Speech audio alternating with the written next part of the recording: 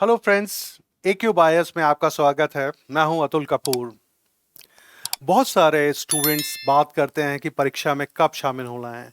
IAS परीक्षा की तैयारी के लिए एक सपना तो बहुत बड़ा है और लाखों स्टूडेंट्स हर बार हर साल इस परीक्षा में शामिल होने के लिए अपना मन बनाते हैं। पर एक बहुत बड़ा निर्णय है कि इस परीक्षा में कब शामिल होना है। आपके सामने एक प्रश्न ऐसा है जिसका कि उत्तर आप ही दे सकते हैं। यहाँ पे हम लोग बात करते हैं कुछ कॉमन चीज़ों के लिए कि आप जब इस परीक्षा की तैयारी शुरू करते हैं, यूपीएससी ने यहाँ पे आपको बहुत सारे ऑप्शंस दी हैं, इतने विकल्प हैं आपके सामने कि आप परीक्षा के लिए अगर शामिल होने के लिए योग्य हैं, तो इस परीक्षा में शामिल होने का निर्णय आपका है कि आप किस उम्र में, किस एजुकेशनल क्वालिफिकेशन के साथ, किस ऑप्शनल सब्जेक्ट के साथ, किस भाषा के साथ इस परीक्षा में शामिल हो रहे हैं। इवन आप अगर इंटरव्यू की बात करें, वहाँ पे भी आपको अपना मीडियम चूज करने की एक ऑप्शन है आपके सामने, एक विकल्प है। तो इसलिए आप इतनी सारी आपके सामने ऑप्शंस हैं जिसमें आप अपने हिसाब से इन सब चीज़ों को अगर आंसर करें तो वो ज़्यादा बेहतर होगा। जैसा देखने में आता है, एक बड़ी संख्या में कैंडिडेट्स अपना ग्रेजुएशन कंप्लीट होने के बाद इस परीक्षा में शामिल होने का मन बनाते हैं। बहुत सिंपल सा इसका लॉजिक है। वो लोग जो ग्रेजुएशन जब कंप्लीट होती है, ग्रेजुएशन के कंप्लीशन के बाद आप अगर इस परीक्षा की तैयारी शुरू करते हैं तो एक आप फ्लो में तैयारी करते हैं। आपका एक तैयारी का आपके अंदर पढ़ने का एक मन रहता है। आप हर चीज़ को अपने संभाल सकते हैं। आपको जो परीक्षा के लिए तैयारी में जो जो नई चीज़ें आपने सीखनी हैं, जो नई चीज़ें पढ़नी हैं, उन सब चीज़ों को शामिल कर सकते हैं। और ऐसा देखने में आता है कि बहुत सारे उम्मीदवार अपने पहले ही प्रयास में सफलता प्राप्त भी करते हैं और सफलता के शिखर को छूते हैं।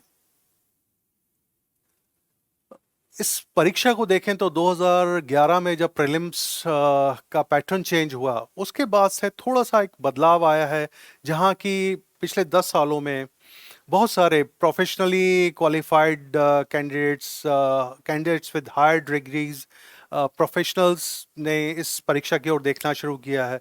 और ऐसे लोग एक कुछ समय बाद अपने 27-28 साल की उम्र में इस परीक्षा की ओर देखते हैं और अपनी एक्यूमुलेटेड नॉलेज को और अपने एक्सपीरियंस को, अपना जो काम करते हुए वो लोग एक्यूमेन एक गैदर करते हैं, उन सब चीज़ों को यूज़ करते हुए अपने लिए एक जगह बनाते हैं और एक अच्छा प्रयास देते हैं। और ऐसा देखने में आता है कि कई लोग उच्च सफलता भी प्राप्त करते रहे हैं।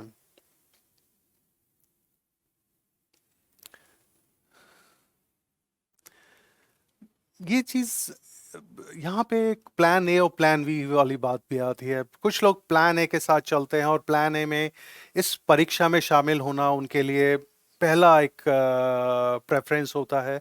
वहीं कुछ लोग होते हैं जो अपनी लाइफ में अपनी ज़रूरतों को ध्यान में रखते हुए, अपने लाइफ को प्लान करते हुए पहले एक कैरियर की स्टेबिलिटी के लिए कोई जॉब लेते हैं, कैंपस प्लेसमेंट या कोई जॉब किसी एग्ज़ाम के थ्रू, कोई लोअर लेवल एग्जामिनेशन आप एसएससी बैंकिंग वगैरह करके, और अपने लिए कैरियर में जब आप अपनी जगह बना लेते हैं और अपने जीवन में जहां थोड़ा सा आपको स्टेबिलिटी नज़र आती है, उसके बाद आप तैयारी करने की सोचते हैं और इस परीक्षा की ओर रुख करते हैं। एक अंतराल के बाद परीक्षा में शामिल हो रहे उम्मीदवार, ऐसे उम्मीदवार नो डाउट बड़े फोकस्ड होते हैं। उनको ज़िंदगी का अनुभव होता है। अपने एकेडमिक जितना भी उनके पास नॉलेज है, उसके साथ उनको एक प्रैक्टिकल नॉलेज होती है लाइफ में। उनके पास एक टाइम मैनेजमेंट का, वर्किंग के लिए जब अपने आप शेड्यूल में काम करते हैं, अपने सामने गोल्स आपके होते हैं और उनको गोल्स को अचीव करने के लिए आपके टारगेट्स होते हैं, तो वो सब चीज़ें आपको एक कितना प्लान बना देती हैं। और यही वजह है कि इस तरह के कैंडिडेट्स जब अपनी परीक्षा में तैयारी के साथ आते हैं और अपनी तैयारी एक बड़े स्ट्रेटेजिक वे में करते हैं, तो उनके लिए सफलता पाना अपेक्षाकृत आसान हो जाता है। जैसा मैंने कहा, ये बहुत ही व्यक्तिगत पसंद है। ये सलाह बड़ी सिंपल है कि आप ग्रेजुएशन के बाद इमीडिएट बाद परीक्षा में शामिल होना चाह रहे हैं, या आप कुछ समय बाद एक स्टेबिलिटी जब आपकी लाइफ में आ जाती है तब आप अगर परीक्षा में शामिल होने के बारे में सोच रहे हैं। जो भी आपका निर्णय है, ये एक निर्णय ऐसा हो जब आप परीक्षा में शामिल होने के बारे में सोचें, अपना पहला अटेम्प्ट लेने के बारे में सोचें, तो आप कॉन्फिडेंट हों, आपके पास एक तैयारी के लिए एक समय हो जिसमें आप सही ढंग से तैयारी कर सकें, उस तैयारी को इवैल्यूएट कर सकें, और जब आप शामिल हों परीक्षा में, आप परीक्षा का सामना करें, तो कॉन्फिडेंस के साथ आप परीक्षा में शामिल हों और अपने लिए एक मेरिट लिस्ट में स्थान बनाएं। यही एक सोच होनी चाहिए जिस सोच के साथ आप आगे बढ़ें। तैयारी ऐसी हो कि आप महसूस करें कि आप आयोग की अपेक्षाओं पर खरे उतर सकते हैं।